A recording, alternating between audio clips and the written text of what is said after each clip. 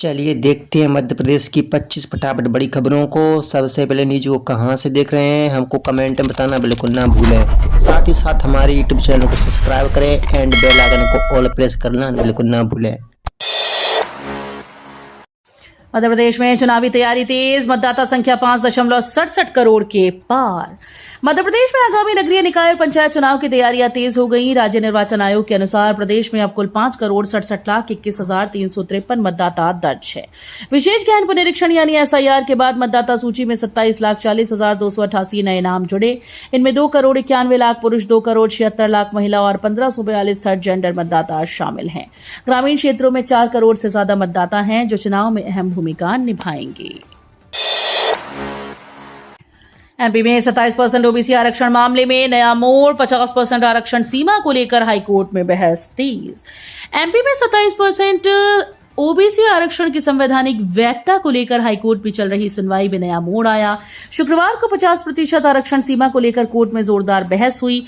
OBC पक्ष ने दलील दी है कि अगर कुल आरक्षण सीमा 50% से ऊपर जाती है तो इसकी जिम्मेदारी सिर्फ 27% ओबीसी आरक्षण पर नहीं डाली जा सकती। पक्ष ने कहा कि ईडब्ल्यूएस आरक्षण पहले लागू हुआ था जबकि ओबीसी आरक्षण कानून बाद में प्रभावी हुआ। अब 31 अगस्त तक भर सकेंगे इनकम टैक्स रिटर्न। नौकरी पेशा लोगों की तारीख में बदलाव नहीं। आयकर रिटर्न दाखिल करने वाले कुछ करदाताओं को बड़ी राहत मिली है। केंद्रीय प्रत्यक्ष कर बोर्ड ने नॉन ऑडिट श्रेणी के कारोबारियों और पेशेवरों के लिए आईटीआर फाइल करने की अंतिम तारीख बढ़ाकर 31 अगस्त कर दी। अब ऐसे व्यापारी और प्रोफेशनल जिन्हें खातों का टैक्स ऑडिट नहीं कराना होता है वे अतिरिक्त समय में अपना रिटर्न जमा कर पाएंगे। हालांकि यह बदलाव सभी टैक्स पेयर्स पर लागू नहीं होगा। नौकरी पेशा लोगों के लिए पहले तय समय सीमा में कोई बदलाव नहीं किया गया। एमपी में 9वीं कक्षा के एडमिशन नियम बदले, उम्र सीमा में मिली छूट से हजारों छात्रों को राहत। मध्य प्रदेश में स्कूल एडमिशन को लेकर बड़ा फैसला लिया गया। माध्यमिक शिक्षा मंडल ने कक्षा 9वीं में प्रवेश के लिए न्यूनतम उम्र सीमा के नियम में छूट दी है। अब शैक्षणिक सत्र 2026-27 में 13 साल से कम उम्र के विद्यार्थी भी 9वीं कक्षा में दाखिला ले पाएंगे। पहले 1 अप्रैल की स्थिति में छात्र की उम्र कम से कम 13 वर्ष होना अनिवार्य था। इस बदलाव से प्रदेश के हजारों विद्यार्थियों और अभिभावकों को राहत मिलेगी।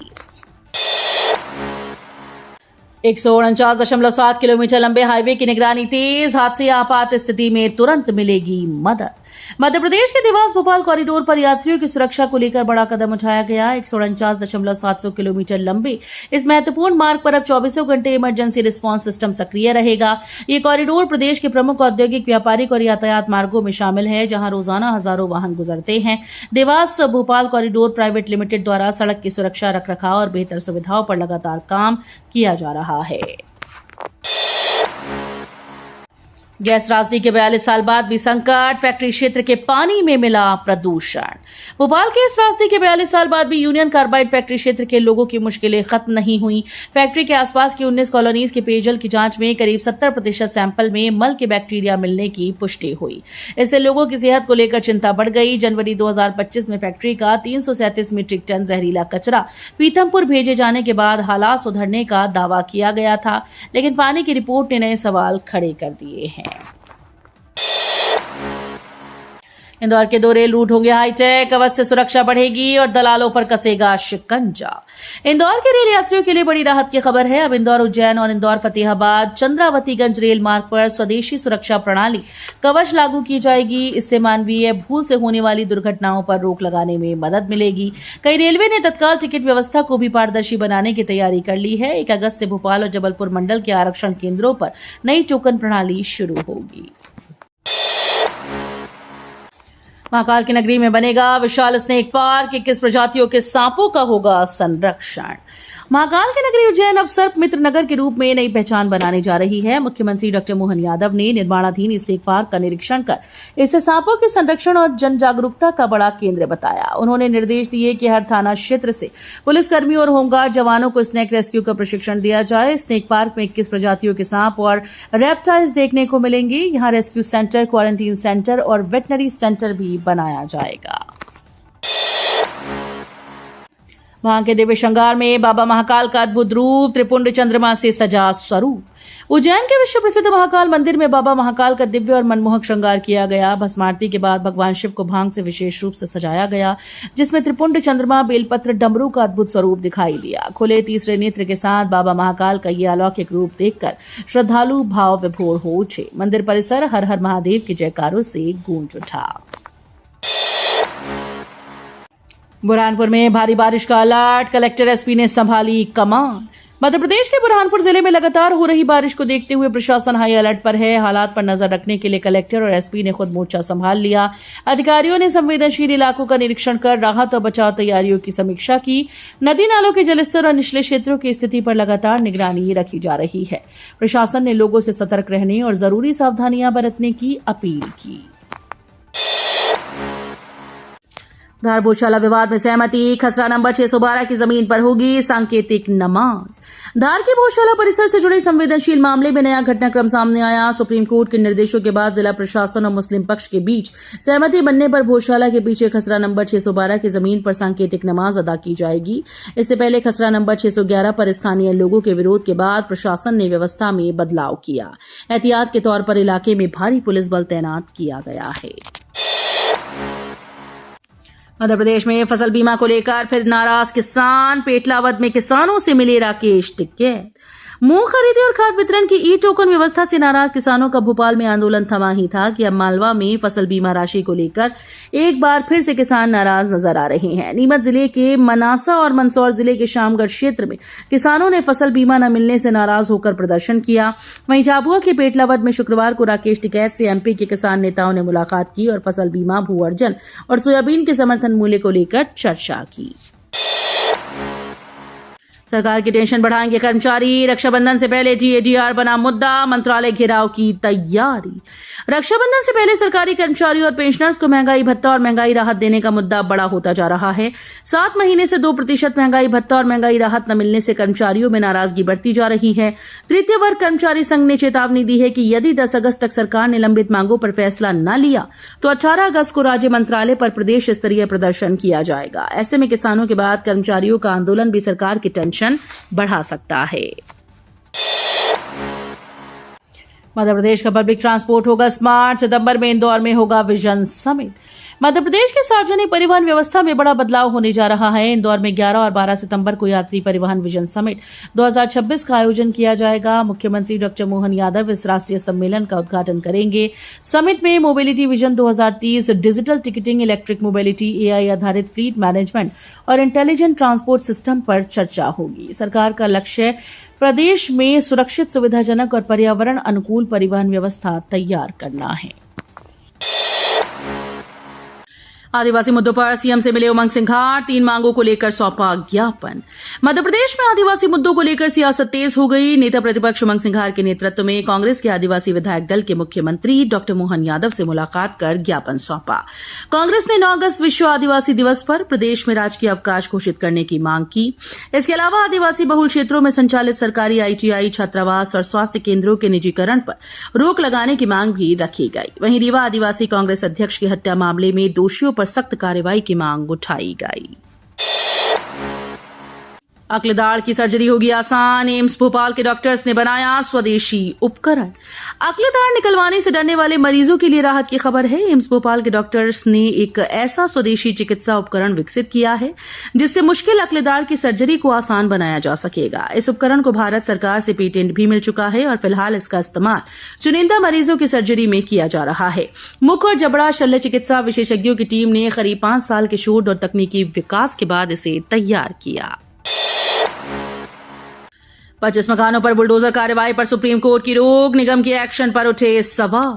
मकान तोड़ने की कार्रवाई के मामले में सुप्रीम कोर्ट ने 25 मकानों पर बुलडोजर एक्शन पर रोक लगा दी। मामला नगर निगम की उस कार्रवाई से जुड़ा है जिसमें पिछले साल 87 मकान गिराए गए थे। बताया जा रहा है कि इनमें से 25 मकानों के मालिकों के पास पहले से न्यायालय का स्टे था।